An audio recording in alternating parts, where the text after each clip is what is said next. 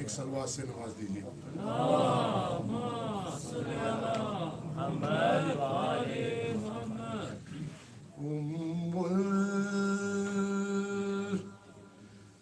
بنی نے بیٹے کو بیدار کر دیا.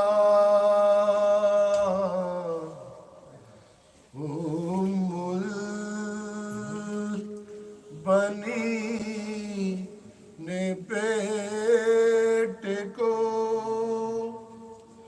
بیدار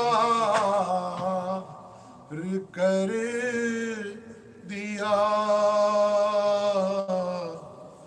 ہر جنگ فتح کرنے کو تیار کر دیا.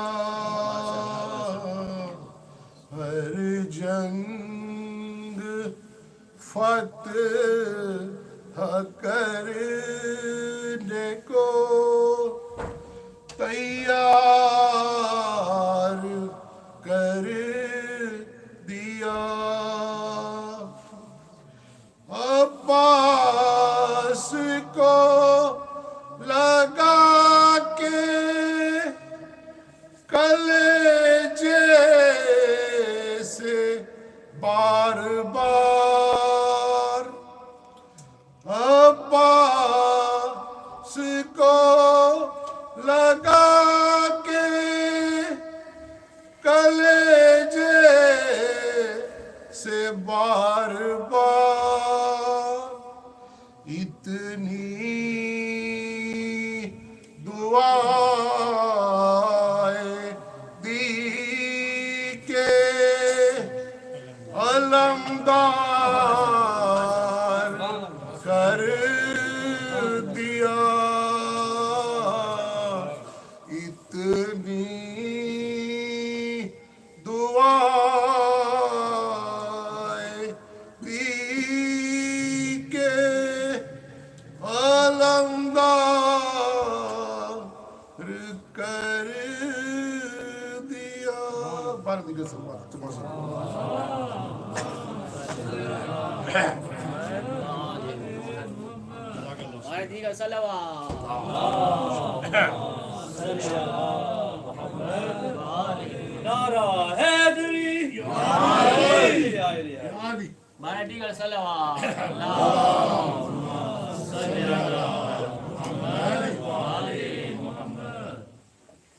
جیسے حضور نے فرمایا اسی کو کنٹینیو رکھتے ہوئے بارہ دیگر سلوات پڑھیے.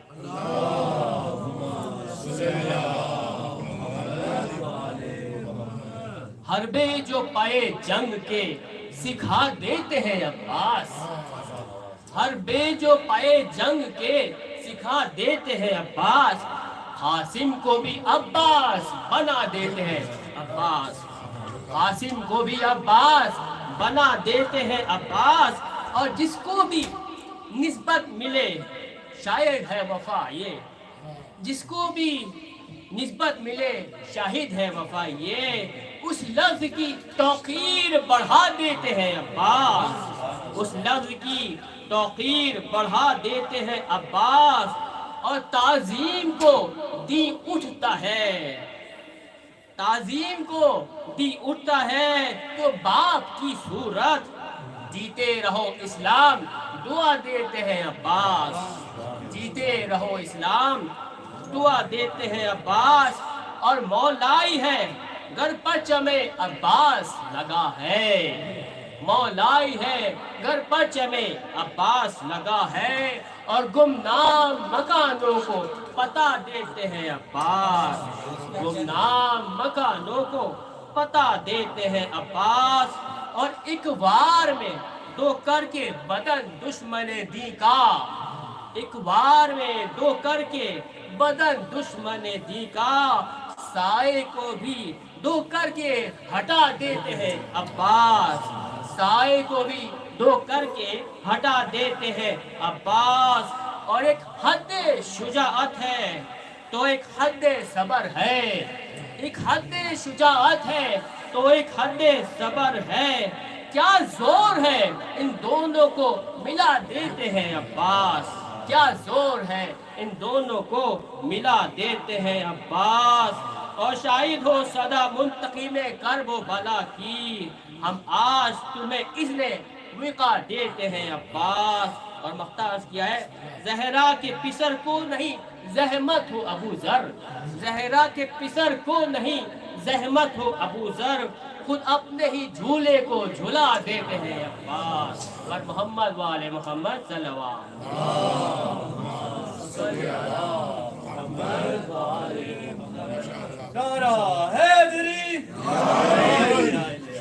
اور دیگر صلوات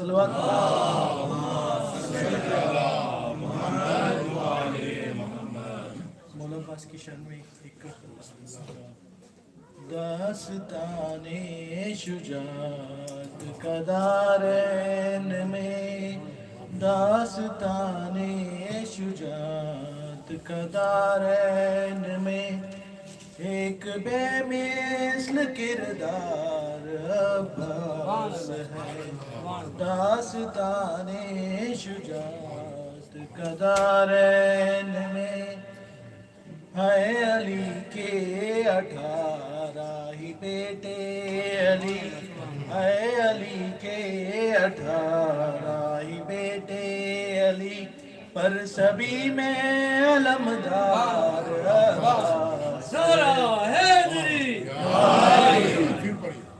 آستان شجاعت کا دارین میں، ہے علی کے 18 ہی بیٹے علی، ہے علی کے 18 ہی بیٹے علی، پر سبھی میں علمدار عباس ہے، ان کے لہجے میں حشر کی عظمت بھی ہے، ان کے تیور میں حمزہ کی ہیبت بھی ہے، ان کے تیور میں حمزہ کی ہیبت بھی ہے، ہر ادا ان کی عمران کا عکس ہے، ان کی باہوں میں جعفر کی طاقت بھی ہے، پیار ہے مصطفیٰ کا حسین و حسن، پیار ہے مصطفیٰ کا حسین و حسن، اور حسنین کا پیار عباس ہے۔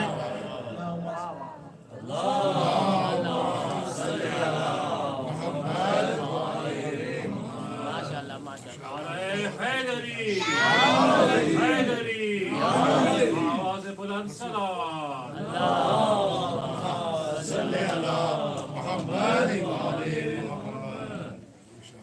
محمد علیہ وسلم۔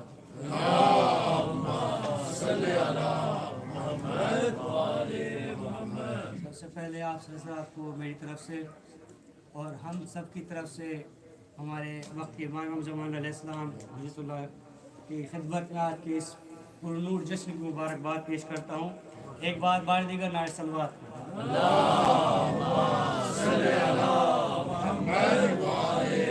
حسین کے حوالے سے کرتا ہوں کہ نہ پوچھ کیسے کوئی شاہ مشرقین بنا، نہ پوچھ کیسے کوئی شاہ مشرقین بنا، بشر کا ناز نبوت کا نور عین بنا، نہ پوچھ کیسے کوئی شاہ مشرقین بنا، بشر کا ناز نبوت کا نور عین بنا، علی کا خون لعاب رسول شیر بطول، ہوئے ہیں جب یہ جمع سب تو پھر حسین بنا، علی کا خون لعاب رسول شیر بطول، ہوئے ہیں جب یہ جمع سب تو پھر حسین بنا۔ ایک بار بعد دیگر صلوات۔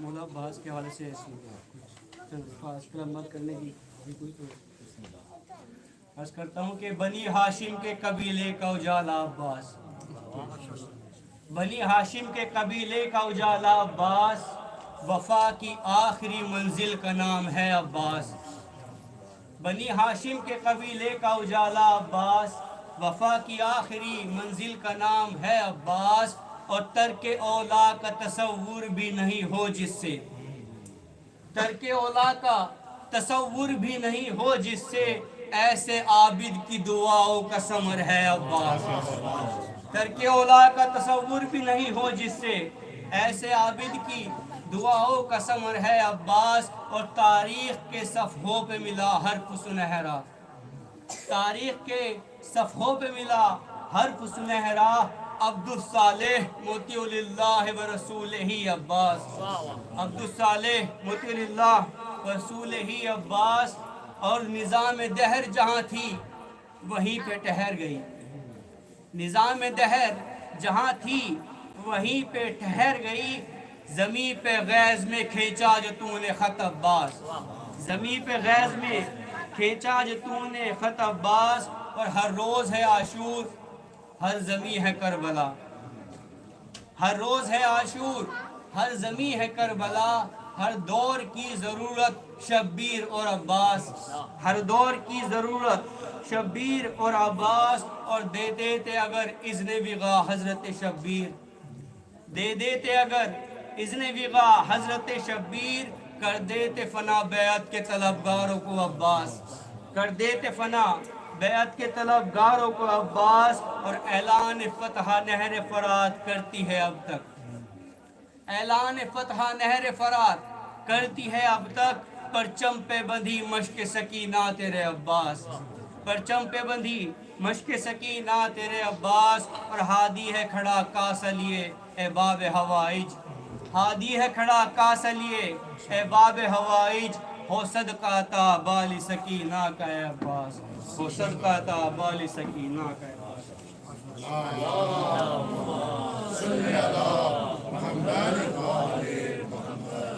حسینیت زندہ باد، حسینیت زندہ باد، یزیدیت مردہ باد، یزیدیت مردہ باد، آواز بلند صلوات،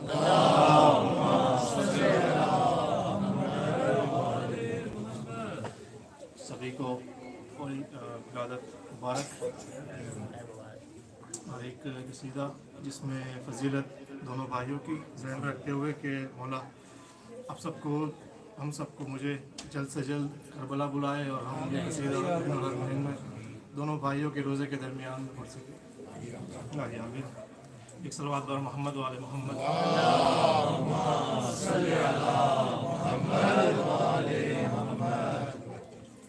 ایک محمد کا بیٹا، ایک محمد کا بیٹا، ایک زہرا کی دعا،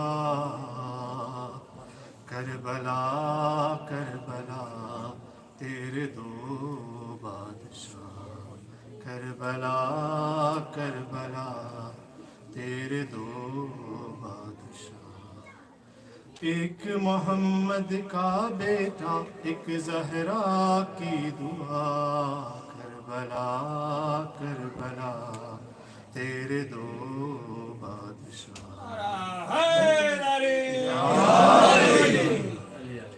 ایک جوانان جنت کا سردار ہے، ایک جوانان جنت کا سردار ہے، دوسرا باد خیبر علمدار ہے، ایک جوانان جنت کا سردار ہے، دوسرا باد خیبر علمدار ہے، ایک خدائے صبر و رضا، ایک قرآن وفا، کربلا کربلا تیرے دو بادشاہ، یہ پڑھ سکتے، کربلا کربلا تیرے دو بادشاہ، ایک وہ جس کی مرضی ہے رب کی رضا، ایک وہ جس کی مرضی ہے رب کی رضا، ایک وہ جس کو بابل ہوائج کہا، ایک وہ جس کی مرضی ہے رب کی رضا، ایک وہ جس کو باب الحوائج کہا، دونوں حرم کے بیچ میں بیٹھو مل جائے خدا،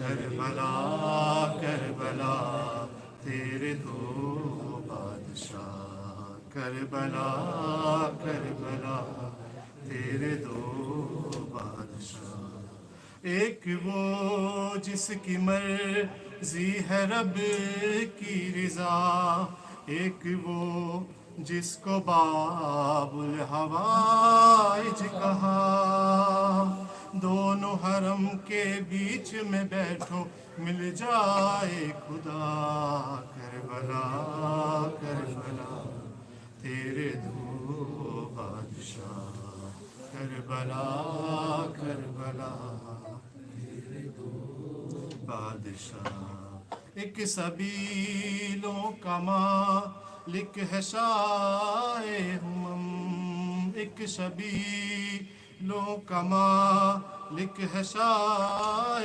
ہمم، دوسرے کی نشانی ہے مشک و علم، ایک سبیلوں کا مالک ہے شاہ امم، دوسرے کی نشانی ہے مشک و علم، آج تلک دیتی ہے صدائیں نہر الکما، کربلا کربلا تیرے دو بادشاہ، کربلا کربلا دو بادشاہ، اور یقیناً مولا حسین یا تو حضرت عباس، یعنی ہمارے لیے ایک بہت ہی بڑا صدقہ ہے اور دعا کا باعث ہے کہ ہم کوئی بھی دعا مانگے تو یقیناً مولا قبول کرتے ہیں۔ ایک عطا ہی عطا اور شفا ہی شفا، ایک عطا ہی عطا اور شفا ہی شفا، ایک سکھا ہی سکھا اور وفا ہی وفا، ایک عطا ہی عطا اور شفا ہی شفا، ایک سکھا ہی سکھا اور وفا ہی وفا، ایک قدریا پر قبضہ ایک دلوں کا شہنشاہ، کربلا کربلا کربلا تیرے دو بادشاہ، کربلا کربلا تیرے دو بادشاہ، کربلا تیری پہچان کھا کے شفا، کربلا تیری پہچان کھا کے شفا، انبیاء نے یہاں آ کے سجدہ کیا، کربلا تیری پہچان کھا کے شفا، انبیاء نے یہاں آ کے سجدہ کیا، زہرا کے بیٹوں نے تجھ کو رتبہ یہ دیا، کربلا کربلا تیرے دو بادشاہ، کربلا کربلا تیرے دو بادشاہ، یہ تیری منزلت دو جہاں سے سوا، یہ تیری منزلت دو جہاں سے سوا، زائروں کو تیرے سب نے حاجی کہا، یہ تیری منزلت دو جہاں سے سوا، زائروں کو تیرے سب نے حاجی کہا، مظہر و میسم سارے جہاں میں देते हैं सदा करबला करबला तेरे दो बादशाह करबला करबला तेरे दो बादशाह एक मोहम्मद का बेटा एक ज़हरा की दुआ करबला करबला तेरे दो बादशाह माशाअल्लाह। अब हम दावत देते हैं मौलाना सैयद ज़ुरिया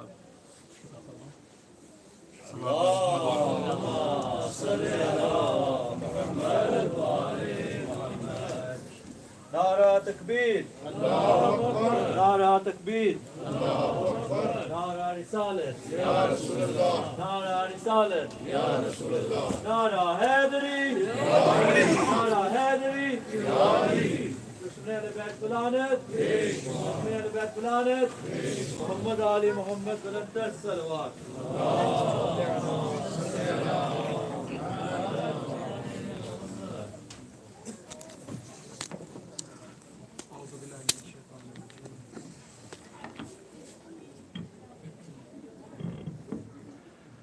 أعوذ بالله من الشيطان الرجيم بسم الله الرحمن الرحيم الحمد لله رب العالمين والصلاة والسلام على أشرف الأنبياء والمرسلين سيدنا وحبيبنا أبي القاسم مصطفى محمد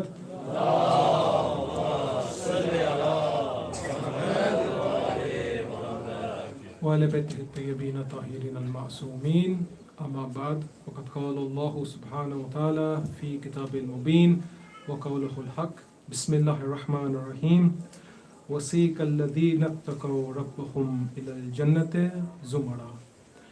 We begin first and foremost by thanking Allah subhanahu wa ta'ala for His infinite mercy, His blessing, and allowing us to commemorate this grand Azim Jashan for the Anwar-e-Ma'sumin, the Anwar-e-Shaban, the likes of Imam Hussain alayhi salam, Hazrat Abbas alayhi salam, and Imam Sajjad alayhi salam.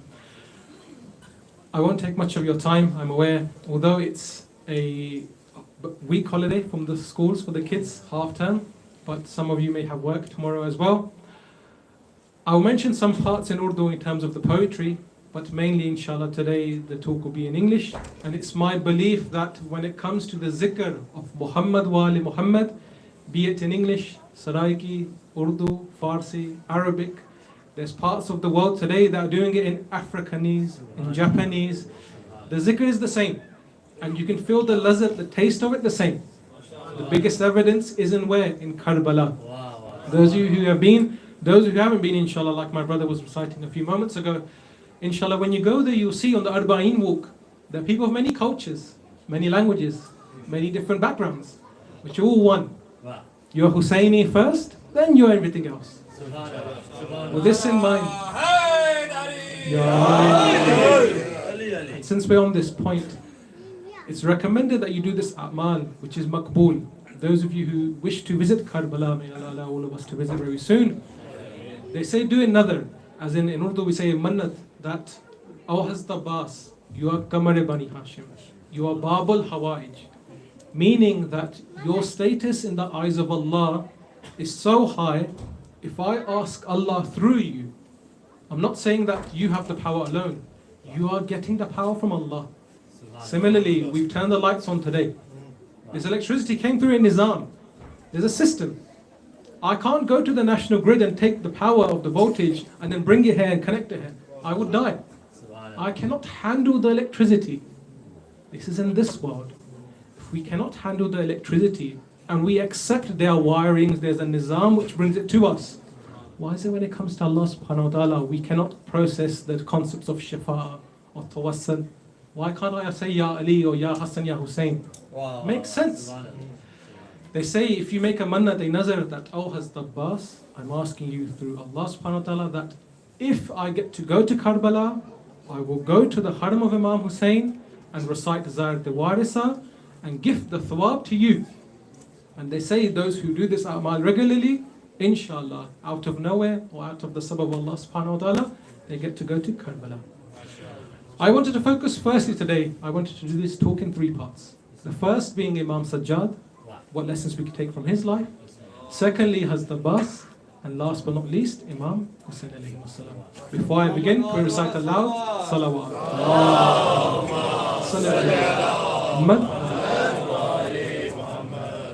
In the 21st century, I've also been born here, I've grown up here, I know how things are here in the schooling system to an extent. When you reach a certain age, you think that I don't need my parents anymore. As in, my friends come first. We have had many cases of parents and children not seeing eye to eye. What did the Aim alayhi say for this? You see, when you meet someone today and they ask you, are you a Shia? Are you a lover of the Ahlul Bayt? You say yes. If they could say to you, give me one book other than the Holy Quran that can prove to me your Imams are ma'soom, what would you give? Some of us rightly say Nahjul Balagha. But you see, Nahjul Balagha is Nahj al-Balagha. It's the peak of eloquence. Not everyone is at that level. One of my respected uncles in my area in London, he says, I was going through Golders Green. It's an area in North London, very rich area, mashallah. He said, I was driving through there and there was a very famous Sunni alim with me. His father wrote the books Qasas al-Anbiya in Arabic. He says, as we were going, I memorized back then parts of Nahjul Balagha in Arabic. And I recited the creation of Adam alayhi salam, which Imam Ali wrote. He said, I recited this, and at one point, that scholar who was with me, he never heard of this before. He put his hand on the brake, on the gear shift, and his head hit the top of the roof. And he said, stop the car, stop the car. And he began breathing very heavily.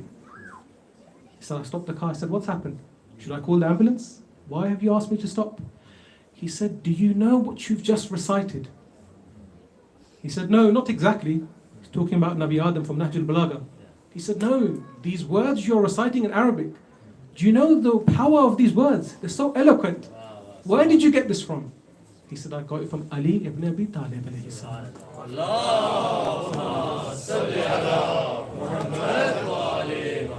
So if I was to pose this question once more. In fact, before I even do that, since we're mentioning Imam Ali, he is what? The door to the city of knowledge. Rasulullah said, Ana Madinatul Ilm wa Aliyun Babuha. There's a famous story, you've heard of this before. Imam Ali said, Saluni, Saluni, qabla an tafkiduni. Ask me before you lose me. I'm not losing anything. I know the ways of the heavens better than the ways of the earth. What's Imam Ali trying to say? MashaAllah, you brothers are here from Coventry. I'm not from Coventry. If I was to ask you, where's the local petrol station? Where's the local Sainsbury's? You would know, right? I would not know. Because you are from here.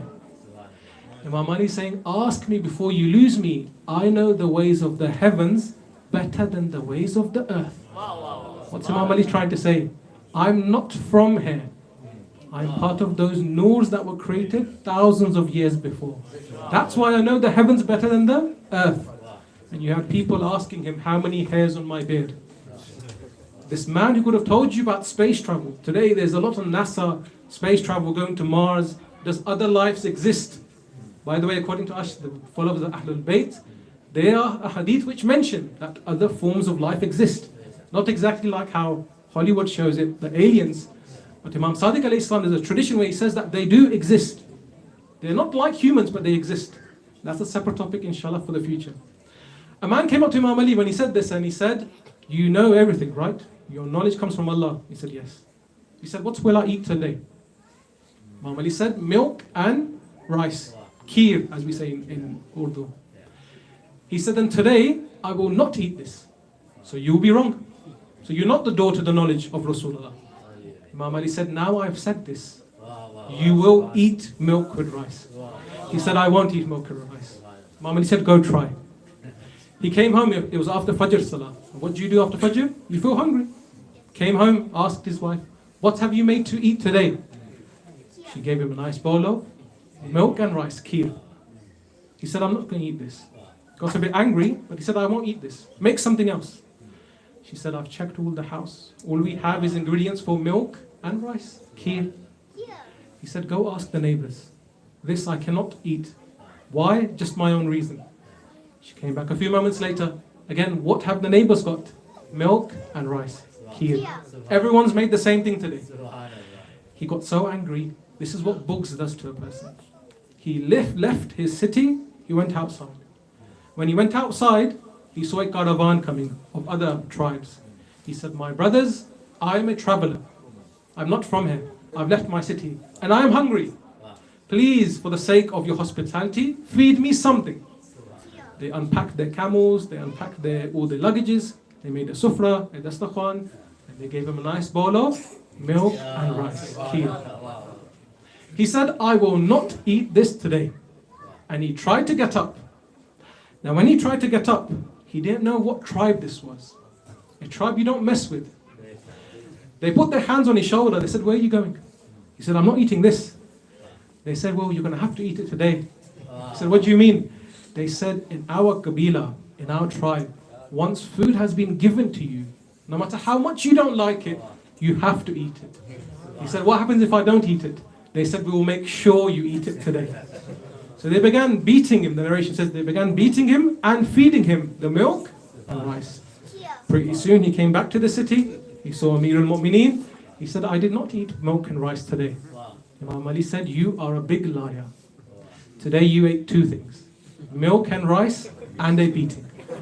Had you listened to me, you would not have had to go through this. I'm not your enemy.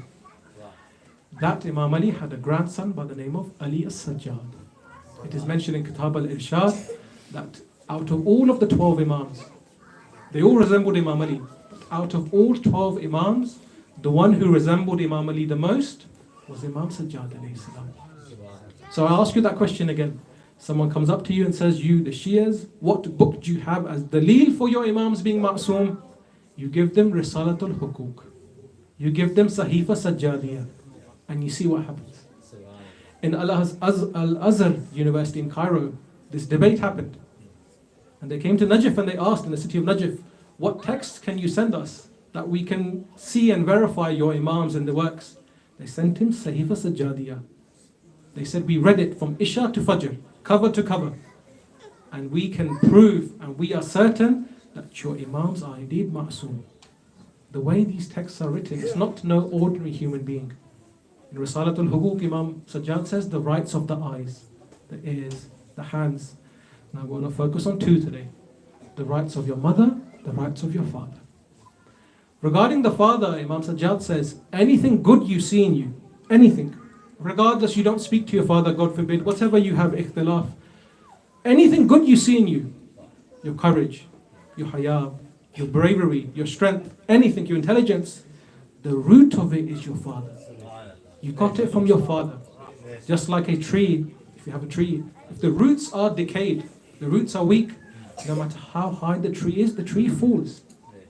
Imam Sajjad is saying the respect of your father is he is your root. So when you're walking with him, make sure you allow him to walk in front of you. Second example we have where he said the rights of your mother. No, your mother carried you like no one carries anyone. She put you in the shade even though she was in the heat. She made sure you were dry if she had to endure the wetness. It was your mother who protected you and you can never pay her back. Again, if you link this to how things are going today in schools, in university, colleges, we are taught this way of nafsa nafsi, only me. If you go back to the 1970s, 1980s, we didn't have technology. No WhatsApp, no Zoom, no Facebook. In India and Pakistan, in the UK, Europe, anywhere. We just had relations. If you didn't meet someone for 2-3 days, they would come to your house and say, how are you? Is everything okay? You would get letters. Those of you who came here in the 80s, the 90s, you would get letters from home. How are you doing? How's everything been? There was that silatul rahm. Sadly now, we have technology which is meant to bring us closer. One phone call takes 10 seconds. One SMS, one WhatsApp. But it has distanced us, sadly. Now it's nafsa nafsi, me and myself only. There's a story here where a man from the UK, he used to go to school and everything, and his father had died. His mother took him everywhere. But his mother had one eye. So a part of her eye, the cornea, the part of the tissue, that was out. So when she would walk everywhere, people would be scared of her. She would come to pick him up from school, from football practice, from college. All of his friends made fun out of him. He said, "Mother, why do you embarrass me? Don't you know my friends are here? Park on the side road. Don't come in front of them." Eventually he got married, he left the UK, he emigrated to Australia. He wanted to stay away from his mother. One day his mother went to visit him. 18 hours on a flight to Australia. Now this man, mashallah, has a wife, he has kids. He never told him about his mother. So when she knocked on the door, the kids opened. They saw a lady with one eye, half an eye. They began to scream and they ran away. He didn't let his mother step foot into his house. 18 hours on a plane. He said, "Why have you followed me here as well? Give me some peace at least." The mother, as we say in Urdu, she went back with the same feet. She never entered the house, she went back. A few months later, he heard the mother has now passed away, but she left a letter for you. Came back for the janazah. Again, he didn't feel anything towards her because of his attitude. He read the letter, and they say he began to scream loudly. What was in the letter? His mother had said, "All my life, you felt embarrassed because of me, because of my half eye. One of my eye was half. But know this, when you were born, you were the one with one half eye. I donated my tissue of my eye to you, so you could see." Fact being, the things our parents do from us, Imam Sajjad is highlighting this. The things our parents do for us, we can never imagine. Roofs over our heads, the clothing we have. Sometimes we may say our parents have passed away. Doesn't matter. A person came to Rasulullah and said, "How can I ask my mother and father for barakah, for dua? They're not alive anymore." Rasulullah said, "Go to the Qabristan." He said, "The Qabristan is far away. Even if I go there, I don't know which qabr is my mum or dad. It's been so many years now." Rasulullah said, "Go to your house, make 2, you could say graves, rectangular graves with your finger in your house. Imaginary lines with your finger. And then do dua, imagining you're by their grave. They will also inshallah pray for you." Today is also Shab-e Jummah, and all the ruh, the arwah of our marhumin are here. And so we would like to give them a loud salawat.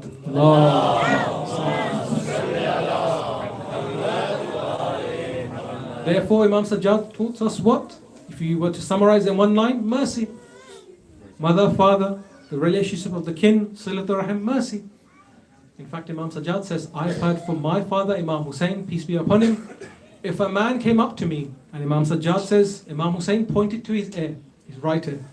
He said, "If a man came up to me and abused me in my right ear, then he came to the other side and in my left ear, he asked for my forgiveness, I would forgive him." Mercy. Showing mercy to others. Why? Allah says there are certain sifat I have. If you want to unlock them, show them within yourself. What does Allah subhanahu wa ta'ala mean? A person will come to Allah on Judgment Day, "Allah forgive my sins." Allah will say, "Did you forgive others? So why are you asking me to forgive you now?" Allah wants you to exhibit those characteristics within you. Hence why Imam Sajjad says, "I'm not surprised at the man who goes to Jannah. I'm not surprised. I'm surprised at the man who goes to Jahannam, despite Allah's mercy, despite how merciful He is." Hence why in the month of Rajab, just gone by now, you might have noticed a lot of the elders, the Buzurg, when the dua was being recited, "Ya man arjuhu li kulli khair, wa man sakatu illa kulli shar, ya man yu'til kathira bil kalil." At the end, what do we recite? "Ya zal jalali wal ikram." And you're holding your bed. Why are you holding your bed? We asked one of our teachers, what if you don't have a bed? Many of the kids don't have a bed. Or if you're a lady and you don't have a bed, obviously, what are you going to do? He said, holding the bed is symbolic. Imam Sadiq, when he would do it, it was symbolic. Why? Nabi Musa, when he went to meet Nabi Harun, he came back after the 40 days. I don't want to go into the story. In the Quran, what does Nabi Harun say? "My brother Musa, don't hold me by my beard." The beard is on your face. It's a form of izzah, dignity. Holding your beard is humility in front of Allah. Hence why when you do sajda even, your forehead's on the ground, but so is all of your other parts of your face. Your eyes, your nose, your beard, your lips. It's a form of humility. Allah wants us to establish that humility within us. You meet many people today who say, "Only Allah." Problem in your life? Only Allah. Who told you who Allah is? Did you know from your own akal? There's an ayah of the Holy Quran, Surah Ali Imran, verse 18. Bismillah ar-Rahman ar-Rahim. Shahidallahu annahu la ilaha illa hu. Allah says, I bear witness that I am one. Wal malaikatu, and the angels. Wa ulul ilm qaimun bil qist, and those who have knowledge. People say to us, where are the names of Imam Sajjad, Imam Hussain in the Quran? Where's the name of Imam Ali in the Quran? Having your name in the Quran isn't necessarily a good thing. The Quran mentions Iblis, Pharaoh. It mentions these bad people as well. There's a whole chapter on these likes. If you mention their name, does it mean they are good? No. Allah mentions the sifat. For example, mashallah, hey, if I was to say, whose name is Ali? There will be many mu'mineen who are known Ali. But how do I describe you? I would say Brother Ali, who is 15 years old. Brother Ali, who is, mashallah, very well built. Brother Ali in the pink shirt, for example. The sifat is what matters. The characteristics are what matter. Allah saying, I bear witness, I am one, the angels and those who have knowledge. I ask you a question. If you go to a court, maybe you're doing jury service or you're an eyewitness. You go there, you stand in the box. What does the judge ask you? Your name, your address? And secondly, thirdly, were you an eyewitness? Did you see this crime or this event happening with your own eyes? What if you say no? The judge says, then why did you come here? I want first-hand eyewitness. Allah is saying, I bear witness, I am one, the angels and those who have knowledge. Where did we get La ilaha illallah Muhammadur Rasulullah from? From those who were there. That means there are certain personalities, certain noors that were there when no one else was there. The ulama say these were Rasulullah, Ali, Imam Hassan, Imam Hussain, and Bibi Fatima al-Zahra alayhi salam.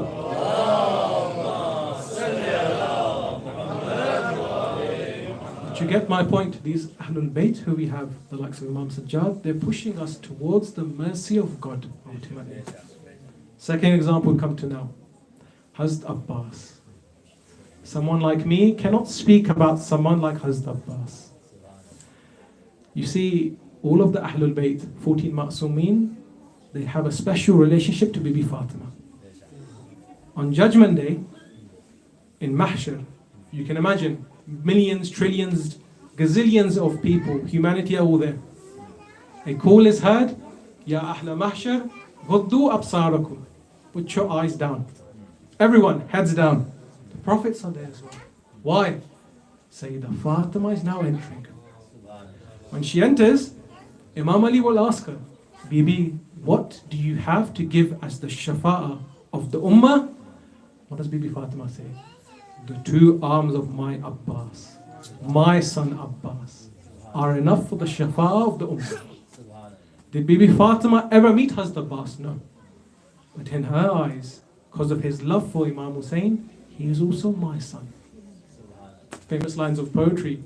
Karti hai teri zaat kabhi baat khuda se, milti hai Muhammad ko shifa teri kisa se. Hadith kisa, what do we recite? That Bibi Fatima, when she entered, Rasulullah asked her for the Yemeni cloak. Faghattini bih. The key part, Bibi Fatima, you put it on me with your hands.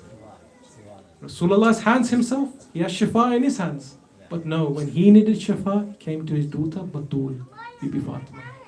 करती है तेरी जात कभी बात खुदा से, मिलती है मोहम्मद को शिफा तेरी किसा से, अली भी राजी है तेरी रजा में, हसनैन भी है सखी बस तेरी अता से, ज़ैनब है पाकीज़ा तेरी पाक रिदा से, अब्बास भी बन जाते हैं बस तेरी दुआ से, तो हम खुश हैं किसी से तो फ़कत तेरी खुशी में, और जिससे तू नाराज़ हो लानत हो उसी पे.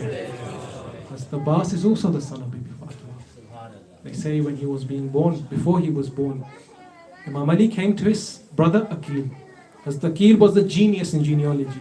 He said, Aqil, find me a wife who is from a very shuja family. Why? I want someone to be there in Karbala to represent me. Imam Ali, you have Hassan Hussain. Imam Ali would reply, after Mubahila, they are the sons of Rasulullah. Abna'ana wa abna'akum. Bring your sons, we bring our sons. Rasulullah brought Hassanain alayhi salam. I need a son who represents me. They say when Hazrat Abbas was born, Imam Ali came up to him. He recited the adhan, the aqama, kissed his holy forehead, and he smiled. He said, this son is now Abbas. Abbas means what? The one who frowns. Who did Hazrat Abbas frown in front of? The enemies in Karbala. They say 30,000 men. How many eyes? 60,000 eyes? If you count 2 eyes. 60,000 eyes were restless because of Abbas. When they wanted to attack the Khaymagas on the 9th of Muharram, Hazrat Abbas drew a line. He said, any man crosses this line, and then you see what Abbas is about. The narration mentions not one man from Banu Umayyah, the army of Sham, crossed that line. Because some of them had heard of Hazrat Abbas. Some of them had seen him. You say, what do you mean you've seen Hazrat Abbas? When Hazrat Abbas was 13 years old in Siffin. In Siffin, no one was fighting Imam Ali. Whenever Imam Ali would come for the battle one-on-one, no one would fight him. So Imam Ali dressed up Hazrat Abbas and put a niqab over his face. Hazrat Abbas was how old? 13, 12 or 13. And Imam Ali announced to the army of Sham, I am not coming to fight anymore. There's someone special I'm sending. They say one warrior after another, Hazrat Abbas fought so bravely that the enemies thought they stopped coming now. They said, Ali has tricked us. Ali told us he's not coming to fight. But this youth who is fighting is just like Ali. Same shoulders, same style of fighting, same aggression. They say when they saw the youth turn back, they saw Imam Ali came out of the khayma. They said, we don't understand. How can 2 men be the same? If this is Ali, then that's not Ali. If that's Ali, then who is this? Imam Ali removed the niqab from Hazrat Abbas's face and he hugged him and he announced, this is my son Abbas.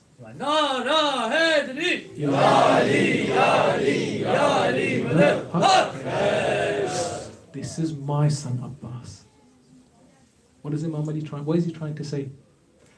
They asked Hazrat Abbas years later, why do you call yourself the son of Ali? He has Hussain and Hussain. Hazrat Abbas replied, beautiful lines of poetry. They are the eyes. I am the hand. It's the job of the hand to protect the eyes.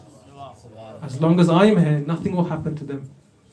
A famous writer, he posted recently, he said, as long as Hazrat Abbas was alive, Imam Hussain did not need a shield. Abbas was always there. Point being, therefore, those people in Sham, the army of Sham that came to Siffin, they saw Abbas as a 13-year-old youth, a boy. Imagine when he is now a 34-year-old man. The quwwah, the power he has. We know Hazrat Abbas's bravery, but we don't hear much about his eloquence. He's the son of Imam Ali. Before they left Makkah, on the 9th of Dhul Hijjah, they say, when he was going towards Karbala, Hazrat Abbas gave a famous khutbah on the Kaaba. He stood on top and he recited, he said, if it was not for the mercy, for the wish of my Maula, Imam Hussain, I would attack you. I know who the assassins here are. As you know, Yazid had sent assassins to kill Imam Hussain in Makkah. He didn't care about the holy land of Makkah itself. Kill Hussain wherever he is. Hazrat Abbas said, I know which of you are the assassins. That's what he's trying to say. If it was not for my master Imam Hussain, I would attack you like an eagle attacks its prey. And he said that if it was not for the will of Allah, the Kaaba would come and kiss the hands of my master Hussain. Hazrat Abbas had a very high basira. He was a warrior, but he was extremely intelligent as well. Hence why a man came up to Imam Sadiq alayhi salam and said, who is higher? Salawat Allah.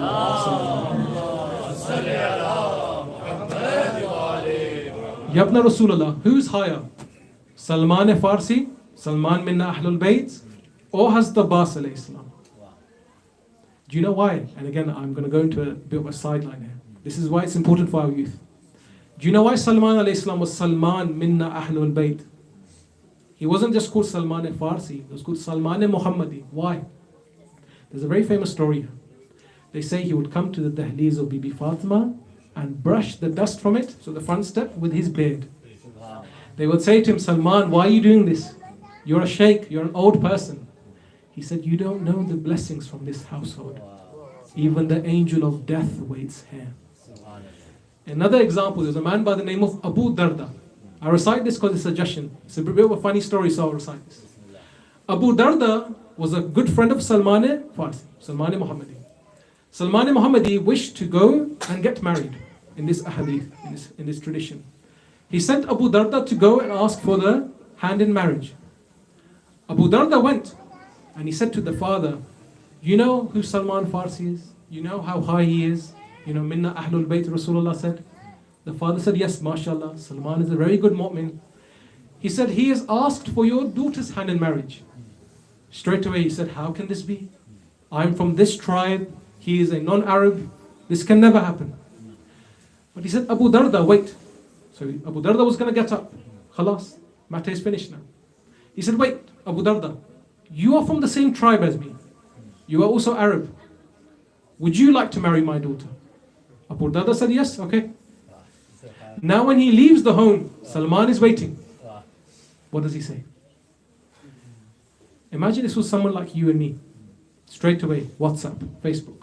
This person did this to me. We would spread it in the whole community, in the whole world, if we could. We are not like Salman.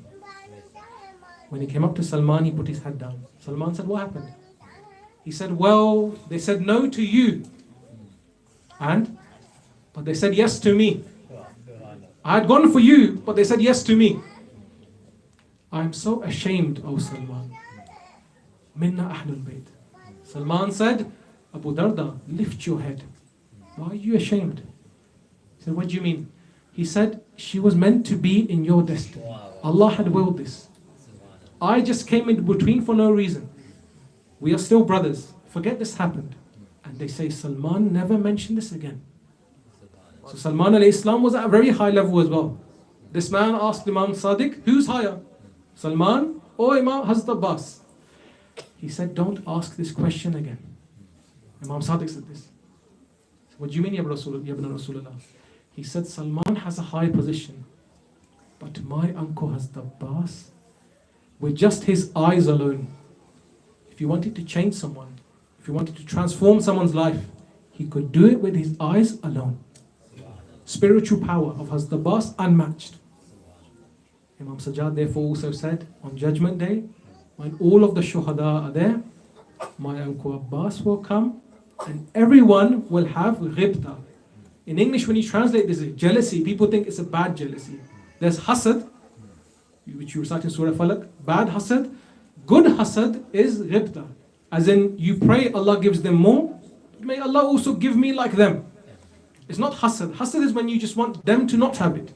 Why does he have that car? Why is he so good at football? Why is he so good at these things? He should not be having these things.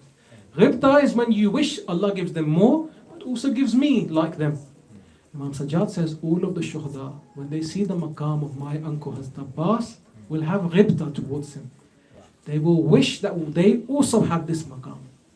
How does Hazrat Abbas get this maqam? He put his brother, his imam first.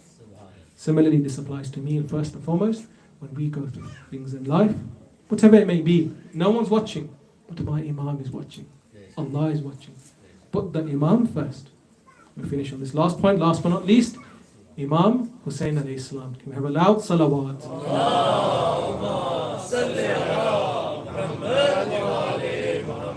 Again, Imam Hussain, the essence of purity. Again, a man like me cannot describe someone like Imam Hussain. They say when the Zair of Imam Hussain enters Karbala into the shrine of Imam Hussain, he leaves the arsh of Allah. I don't know how best to explain this. The arsh of Allah is the highest thing in the whole of the cosmos, the whole of the creation. We recite Ayatul Kursi. Kursi is what? A chair. It doesn't mean there's a kursi there, there's a chair there, for the little kids to understand. It just means authority. You know, like you have the official chair of your boss. It's there, no one sits on it. Why? It's the boss's chair. In order to describe Allah's authority, there's a kursi in the highest part. Not a physical one, but it's the highest part in the cosmos, the arsh. Then you have the jabarut, the malakut. Then you have us, the mulk. We are the lowest levels. In this narration it says, when the Zair goes to visit Imam Hussain, he comes from the right side of the arsh to the ground. Imam Hussain has a very high position. Hence why there's another hadith where it says, Manzar al-Hussain ibn Ali in the Furati, Kana ka manzar Allah in the Arsh. He who visits Imam Hussain, knowing his maqam, ma'rifah, it's like he has visited Allah on his Arsh. Meaning that Imam Hussain, the saver of Tawheed, would we have Tawheed today if it wasn't for Imam Hussain? We would never have this. Imam Hussain has a high maqam. So imagine when he is born on the 3rd of Shaban, in the 4th year after Hijrah, the second grandson for Rasulullah. It was a time of happiness. They say all of the angels in the heavens. There are so many angels we cannot even count them. One of the respected alims, he said, if you were to put all of the angels into one line, there would be an angel for every millimeter. If you get a ruler, every millimeter in this universe. How big is the universe? 8.4 billion. That's what we've discovered now. It could be bigger than this. Every millimeter on this universe, there's an angel. So you can imagine how many angels there are. They all came to the earth to congratulate Rasulullah. Except for one. Futrus. You all know the story. Futrus committed Tarki Awla. Again, he made a mistake. So his wings were taken away from him. He can't fly now. But he sees all of these angels going somewhere. He said to one of them, where are you going? He said, don't you know? Rasulullah has another grandson born. We are going to wish him good congratulations. He said, take me with you. So the angels carried Futrus and they flew to Medina. When they came to Medina, when they all said their congratulations, Futrus came and said, Rasulullah, can you pray for me? My wings have been taken away. Rasulullah is there. Imam Ali is there. Sayyidah Fatima is there. Imam Hussain is there. Imam Hussain is in his jula, in his cradle. Rasulullah didn't say anyone else. He said, go muss the broken part of your wings next to the cradle of my Hussain. In another tradition it says, not just the cradle, next to his holy body. Go muss that broken part there. They say Futrus went, he mussed his broken parts of his wings. Immediately he got his wings back. And this time when he flew faster than the other angels. Why? This is the ata of Imam Hussain. So from now on, no one can tell me, don't go to the dhari of Imam Hussain and muss yourself. When the angels can muss themselves here and gain their purity back, why can't I muss my cheeks, my forehead, my body upon the dhari of Imam Hussain? Purity, highest of the highest caliber. This is why when Imam Hussain was born, they wrapped him in a cloth. They brought him to Rasulullah. Again, Rasulullah recited the adhan, the akama, and for the next few months, it wasn't Bibi Fatima who fed Imam Hussain. Rasulullah with his own hands, his own flesh, fed Imam Hussain. What's Rasulullah trying to say? Hussainu minni wa ana min Hussain. Hussain is from me and I am from Hussain. One of the nurses was there. She came and said, Ya Rasulullah, can I wash this baby for you? I'll purify him and bring him back. Rasulullah looked to her. He said, will you purify the one who is made pure from birth? His purity is such he can purify other things. Will you make him pure? She said, sorry Rasulullah, I did not know. This baby is not like other babies. They say even when he was 6 or 7 years of age, the Sahaba are there, Rasulullah is there. Imam Hussain entered, Rasulullah would stop his khutbah. Imagine Rasulullah is on his mimbar. Imam Hussain would enter, he would stop.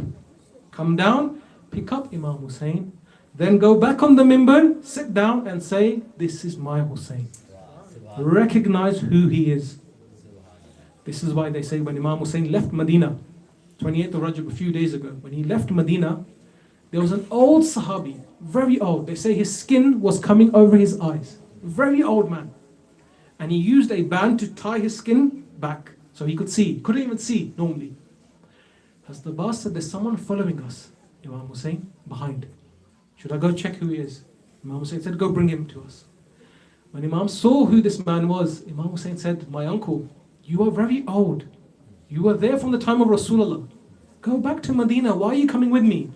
He said, Hussain, I heard your grandfather on the mimbar that when my Hussain is leaving Medina, make sure those of you who are here to go with him. Hussainu minni wa ana min Hussain. Often Rasulullah is narrated to have said, Ya Aba Abdullah, Ya man zina samawati wal ardh. O Abu Abdullah, the beauty of the heavens and the earth. The Sahaba said, he's a 6-year-old kid. How can he be the zina of the heavens and the earth? That's you, Ya Rasulullah. Rasulullah said, no. I am also that, yes. You don't know who this child is. He's not a child. When I went to the Miraj, to the heavens, I saw on the side of the Arsh written, Innal Hussainu Misbahul Huda wa Safinatun Najat. Hussain is the lamp of guidance and the ark of salvation. So when we say this about Abdullah, it comes from Rasulullah. Going forward, further than this, one thing we can take, and I finish on this, one thing we can take from the life of Imam Hussain, be with the haqq. 60,000 men in front of you, 120,000 men in front of you. You have Allah on your side, doesn't matter who's against you. That's why Imam Hussain said, I've sacrificed my kids, my brothers, I know what will happen to my sisters, but Allah, I know you are watching. You are with me. Back then, Yazid thought, I have taken Imam Hussain to this dasht, to this area. There's no one there. I can do whatever I want. I can kill him however I want. He didn't realize the lovers of Imam Hussain were also there. Alim al-Arwa. Again, inshallah, this is another topic in and of itself. Those of you, whenever the name of Imam Hussain is mentioned, you have tears in your eyes. You have that love. Where did this come from? Not only your parents. The ulama say, when Imam Hussain kept saying, Hal min nasirin yansurna, why did he say it 3 times? He knew no one's going to come now. He's all alone. They say his voice traveled through the cosmos. He reached Alim al-Arwa, where everyone was. Those who are born the lovers of Imam Hussain said labbaik. Hence why whenever the name of Imam Hussain is mentioned, you have that love, that kashish, that attraction to Imam Hussain you don't find elsewhere. But know this also, if you're with Hussain, you have everything there and then. Prime example, Hazrat Hur. When he held the horse of Imam Hussain said to him, Hur, may your mother sit in your janazah. Why? Imam Hussain is merciful. Why is he mentioning someone's mother? It's a big thing, isn't it? Someone says to your mother this and so, you feel angry. The ulama say, Imam Hussain tried to open up his heart. You know, like when the brothers, mashallah, go to the gym, for example. You have your PT, your personal trainer. Imagine your personal trainer or your coach says to you, you did really good today. Relax. Eat what you want, drink what you want. You'd say, what kind of trainer is he? You're meant to be encouraging me, push me forward. Say I haven't done good so I can improve. Imam Hussain was trying to improve the heart of Hur. He knew he was a good man. But because he said, I'm working for the government, I've been told to stop you. Imam Hussain said, may your mother sit in your janazah. He said, Hussain, any other man in the whole of Arabia said this to me, he would know. I would say the same to his mother. I can't say this to you. Your mother is Fatima Zahra. They say this is why Hur's heart opened. And he is the only shaheed out of the love of Imam Hussain. Inshallah, those of you who haven't been, when you go Karbala, you'll see. When you go Karbala, Hazrat Hur is not buried with the shuhada. He is buried 6-7 kilometers away. You have to take a taxi to go to Hur. Why? Till Judgment Day, it's a sign that if you come to Imam Hussain, this is your maqam. The extra effort you have to make is why? For Hur. He is the only shaheed who is buried with the rumal of Bibi Fatima on his forehead. As you know, he was hit on the head, he was bleeding profusely. And they buried him with that rumal. 60 or 70 years ago, Ayatollah Mohsin al-Hakim, may Allah bless his soul, a grand marja of Najaf, he visited from Najaf to Karbala. He went to Karbala. When he visited Karbala, he went to Hazrat Hur. And without sitting, imagine he's traveled from Najaf. He didn't sit down to take a break. He went straight into the haram. They said, Sayyidi, you are a grand marja. Why don't you sit down, take some rest, have some water, then go? He said, this man who I'm visiting has the rumal of Bibi Fatima. He holds a great importance, great character. This is why I'm taking this much effort to visit him. Hence why, this is why they also say in the time of the Safavid dynasty and the dynasties which came after, people thought, did Hur get forgiven? We don't know. He stopped Imam Hussain. He's the reason for Karbala.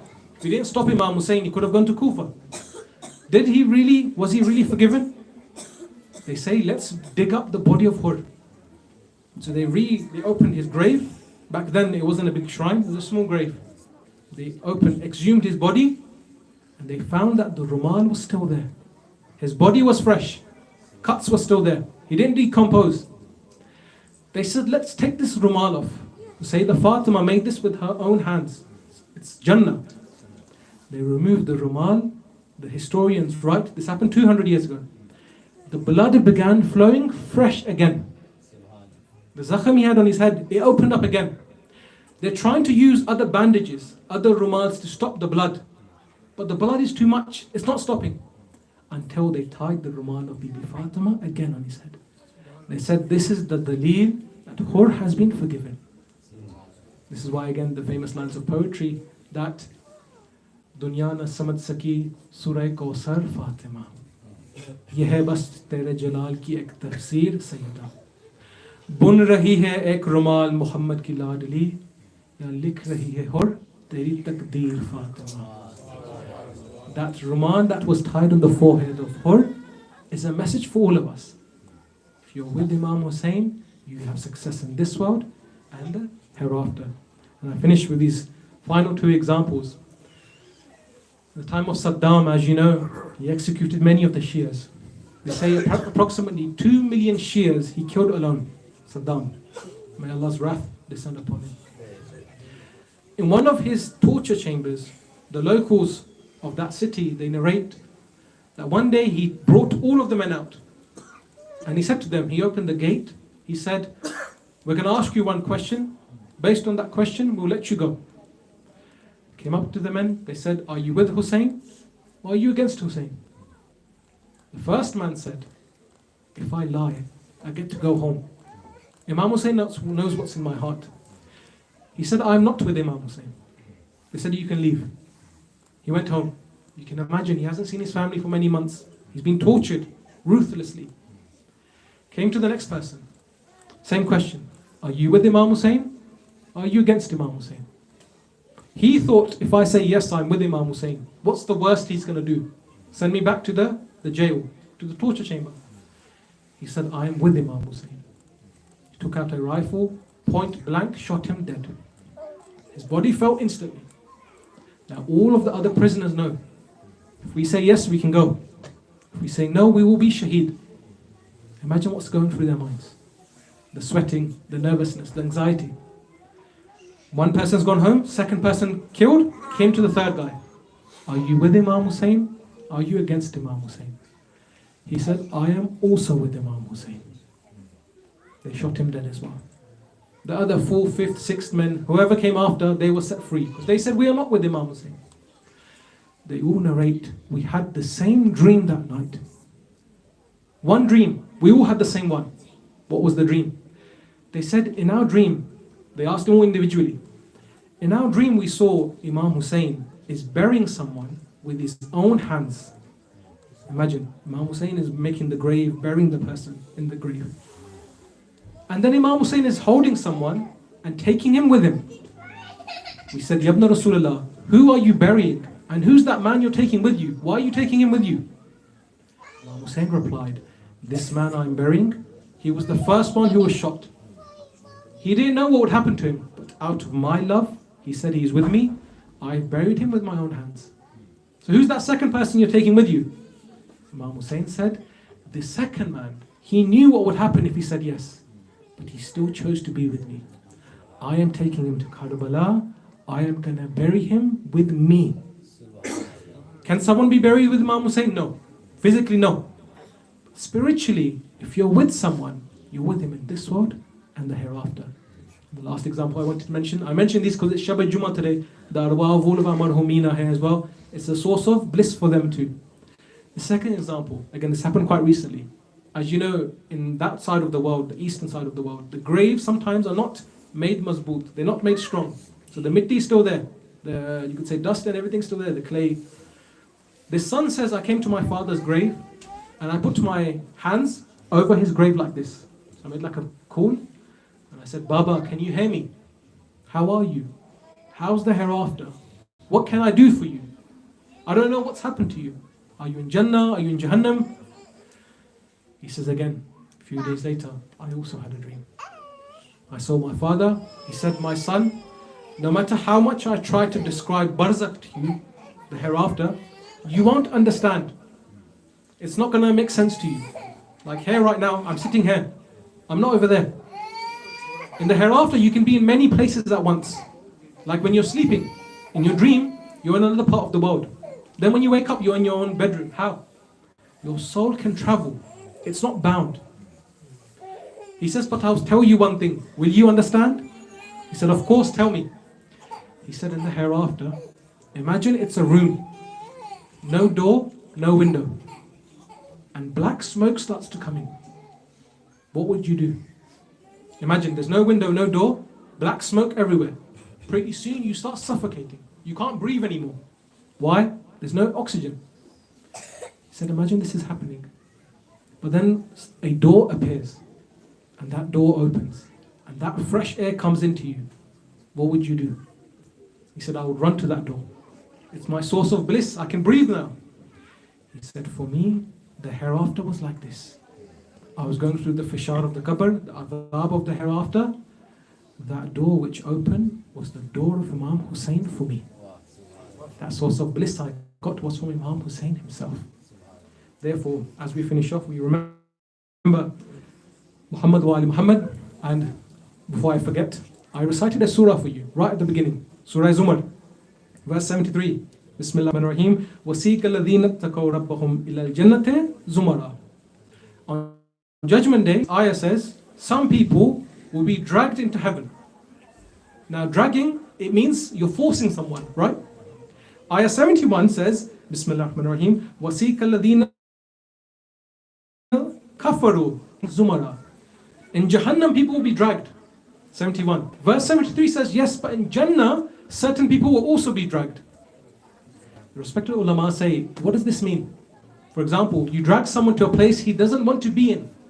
I don't like reading books. If it's my exam time, you're going to drag me to the library. A brother doesn't like running, so you're going to drag him to the gym. You drag someone somewhere where he does not want to be. So how can someone want to go to Jannah? Everyone wants Jannah. Ulama say, we came across a hadith in which it says on Judgment Day, linked to this ayah of the Holy Quran, Surah Zumar verse 73, some of the mu'mineen, when they're given Jannah, they will say, no, we want to see Hussain first. Allah will present the surah as in the face of Imam Hussain.